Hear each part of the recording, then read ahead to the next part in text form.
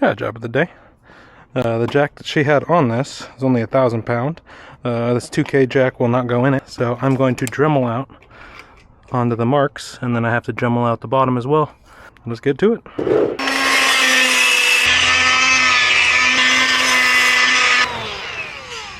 Let's see if it goes on.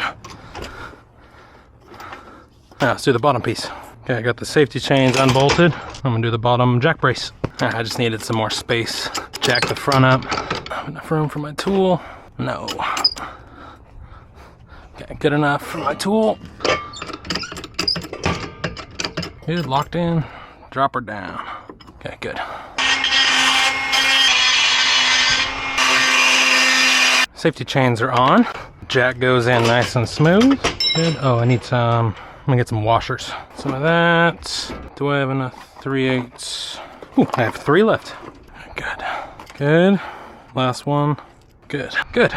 New jack is on, goes down, and jack works. All right, well, she had her own jack, so I wired it into the battery.